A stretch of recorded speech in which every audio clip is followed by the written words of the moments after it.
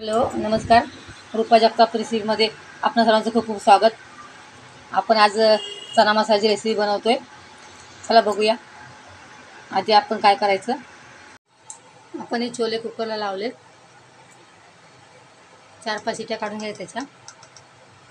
त्यामध्ये 1 चमचा मीठ टाकायचं आणि 1 चमचा हळद टाकायची छोटी आणि 5 शिट्या काढून घ्यायच्या. 5 शिट्या करायच्या कुकरला. ते कांदा आपण हलकासा भाजून घ्यायचा आहे, फक्त त्यामधलं पाणी आटू द्यायचं आहे. पाणी फक्त ड्राय करायचं आहे, फक्त कांदा थोडासा सुका करायचा आहे आणि मिक्सरमधून वाटून घ्यायचा आहे कांदा. आपण इथे मोठे मोठे 4 टमाटे कापून घेतलेले आहेत आणि त्याचं पण आपण हलकंसं कच्चं पण जाईपर्यंत हलकंसं भाजून घ्यायचं आहे आणि हे पण वाटून घ्यायचं आहे, टमाटर पण वाटून घ्यायचे. टोपामध्ये आपण तेल गरम करायला ठेवलं आहे. तेल गरम झालेलं आहे.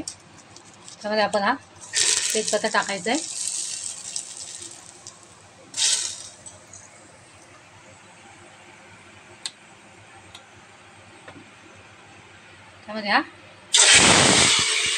त्यामध्ये आपण हा वाटलेला कांदा टाकलेला आहे.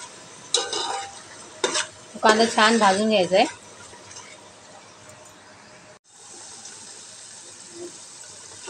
कांदा आपला छान भाजून झालेला आहे.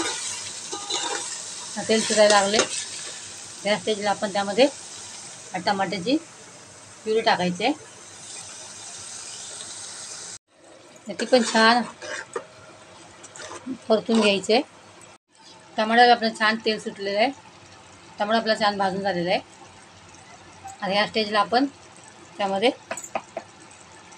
अद्रक लसूणची पेस्ट टाकायची आहे.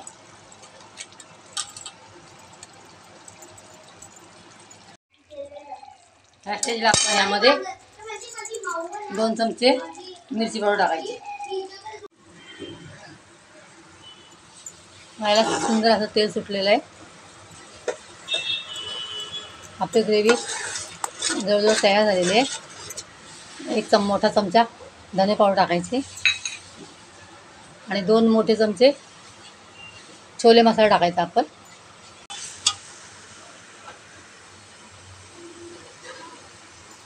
ह्या स्टेजला आपण त्यामध्ये 1 मोठा चमचा मीठ टाकणार आहोत. ही कसुरी मेथी थोडी टाकायची आपण क्रश करून. आणि आपले शिजवून घेतलेले छोले आहेत ना, ते आपण त्यामध्ये ॲड करणार आहोत.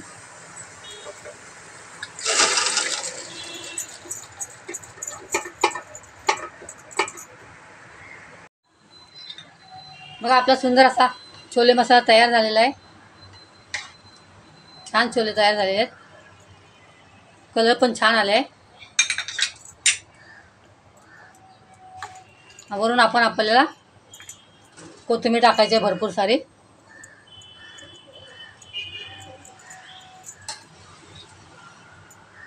तुम्हाला ही माझी रेसिपी आवडली असल्यास सबस्क्राईब आणि लाईक करा. परत भेटूया एका नवीन रेसिपीसह. तोपर्यंत बाय.